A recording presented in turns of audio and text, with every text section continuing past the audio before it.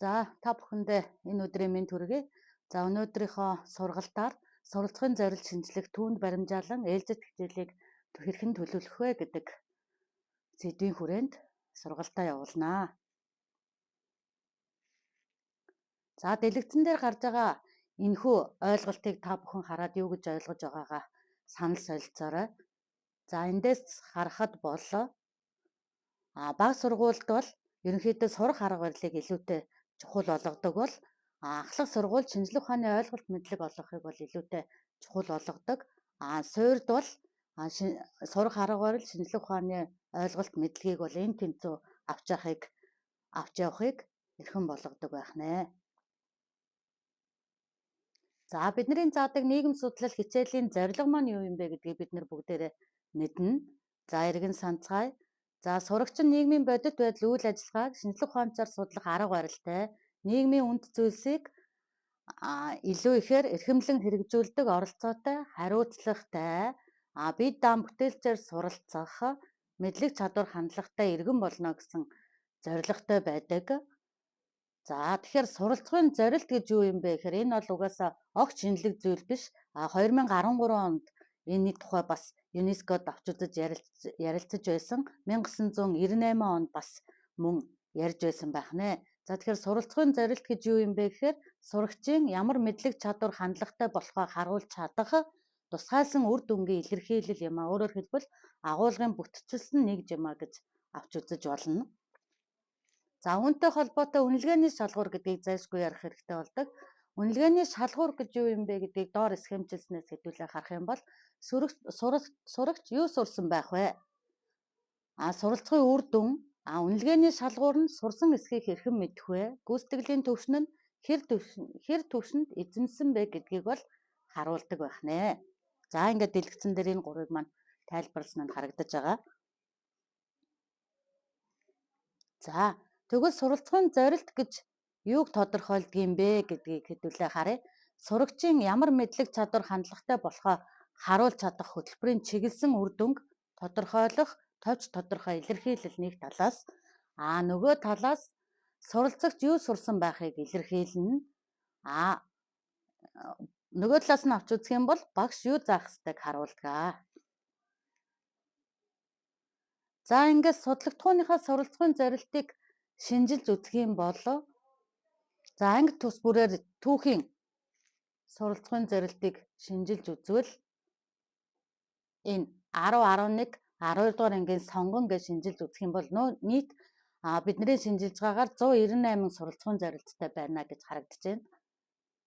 За энэ хичээлийн маань түүхийн хичээлийн маань зорилго, үнэлгээний шалгуур,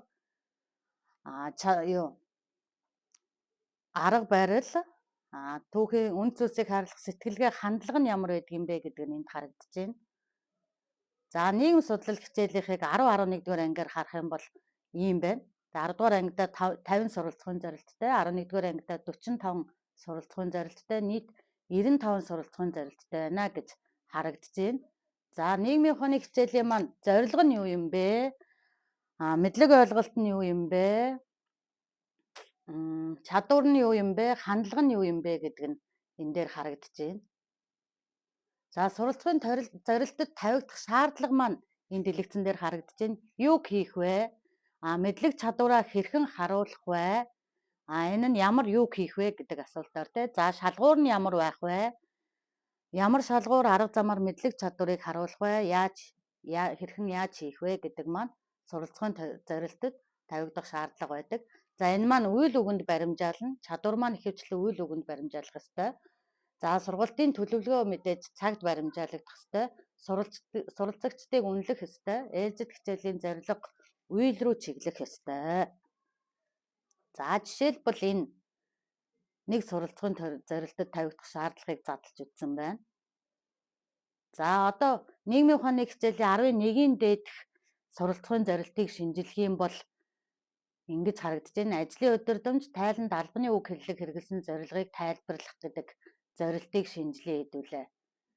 За юу хийх вэ? Ямар юу хийх вэ? Яаж хийх вэ? За энэ ажлын өдөрдөмж тайланд гэдэг маань юу байх нь вэ гэдэг нь те ямар юу хийх вэ гэдэг нь албаны үг хэллэг хэрэгэлсэн гэдэг маань яаж хийх вэ гэдэг нь за зорилгыг тайлбарлах гэдэг маань юу хийх вэ гэдэг нь гээд ингээд зорилтоо шинжилнэ гэсэн үг. За 9-ийн 5-ыг шинжилэх юм бол бас ингэж харагдаж байна. Зорилтоо шинжилэх юм бол эдгээр асуултуудын хүрээнд зорилтоо ингэж шинжилж олно гэсэн үг. За дараагийн логик дээр 11-ийн 3-ын гийг шинжилэх юм бол бас ингэж харагдаж болохоор байна. За энэ өнгөөр ялгаснууд асуултынхаа дагуу бас өнгөөр ялгасан анх эхлэхдээ бас суралцсан зорилтыг шинжилэхдээ өнгөөр ялгасан байсан учраас бас энийг шинжилэхдээ өнгөөр ялгасан байгаа. За суралцсан зорилтын үнэлгээ ямар байдгийм бэ гэдгийг дэлгэцэн дээр харагдаж байна. За үнэлгээ бол ерөөсөө л мэдлэгийг үнэлнэ, чадварыг үнэлнэ, хандлагыг үнэлнэ гэсэн ийм 3 чиглэлтэй байгаа тий. За мэдлэгийг бид нэр А гэсэн үсгээр тэмдэглэж байгаа. Мэдлэг ойлголтыг А үсгээр тэмдэглэж байгааг бид нар мэдж байгаа тий. Энэ бол үнэлгээний шалгуур маань гэсэн үг.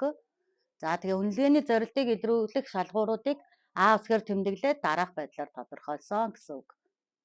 За чадварыг нь Б үсгээр тэмдэглээд дараах байдлаар илрүүлсэн гэсэн үг. За хандлага нь В үсгээр тэмдэглэгдээд дараах байдлаар илрүүлсэн гэсэн үг ээ. За түрүүний мэдлэг, чадвар, хандлагын хүрээнд 11-ийн ааг задлж үзэх юм бол ийм байна. Энэ дэлгэцэн дээр харагдаж байгаа тий. За ээлжид хичээлийн маань зорилго санаа нь юу байсан бэ гэхээр энэ доор харагдаж байна. 11-ийн аагаа ярьж байгаа тий. За үнэлгээний жин ер нь ямар байх ёстой юм бэ гэхээр мэдлэг ойлголтыг үнэлэх даалгавар бол 40% эзэлж явах ёстой. Мэдлэгээ хэрэглэх чадвараа үнэлэх даалгавар бол 60% эзэлж явах ёстой.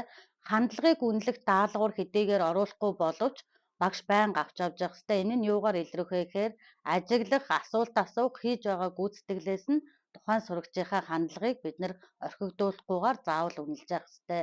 Энэ бол үнэлгээний ингээд жинд бас ордог байх нэ.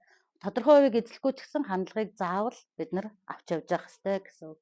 За ингээ үнэлгээ ярьж байгаатай холбогдуулаад Блум таксономийн асуултуудыг дэлгэцэнд харуулж та бүхэнд эргэж сануулж байна. Энэ асуултуудыг бид нар Блум таксономийн аргаар асуултуудаа тавьж хичээлээ зохион байгуулж хөтлөх юм бол илүү үр дүнтэй.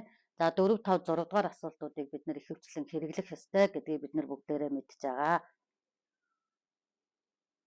За ээлжид хичээл бол ерөнхийдөө 3 үе шаттай л явж байгаа тий. Хичээлийн эхлэл хэсэг.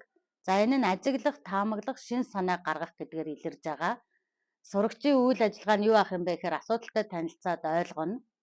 За дараагийн үе нь мэдээж гол хэсэг байгаа. Энэ нь юугаар илэрхий? Дасгал даалгавар, сорил, туршилт, үр дүнг нэгтлэхээр илэрнэ. За сурагч юу хийх вэ гэдэг нь энд гарч ийн. Асуудлыг шийдвэрлэх төлөвлөгөө боловсруулна, төлөвлөгөө гүйцэтгэнэ.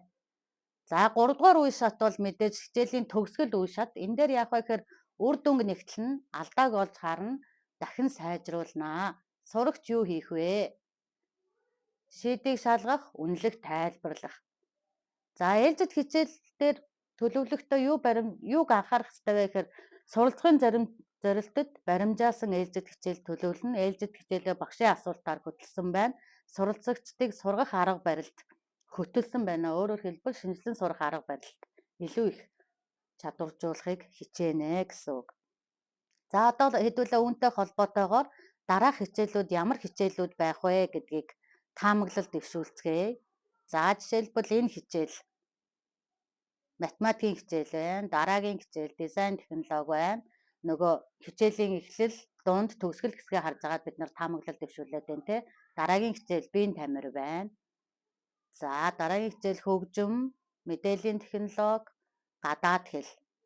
За нөгөө хичээлийн 3 хэсгээ хараад бид нар таамаглаж байгаа. За энэ бол бидний нийгмийн ухааны хичээл байна. Хүн ба байгаль байна. Дүрслэх урлаг байна. За ингээд миний өнөөдрийн сургалт энд ирээ дуусж байна. За тэгээд та бүхэн суралцахын зорилтоо заавал шинжилээд үзээрэй. За өөрийнхөө судлагт хууны суралцахын зорилтын тоог гаргаарай. Агуулгын залгамж холбоогоо заавал хийгээрэй. Суралцахын зорилтын үйл үгээр баримжаалан суралцагчид олгох чадварын жагсаалт гаргаж хэрэглэж туршаарай гэж та бүхэндээ зөвлөмөр байна. За ингээд анхааран сонссон та бүхэнд баярлалаа.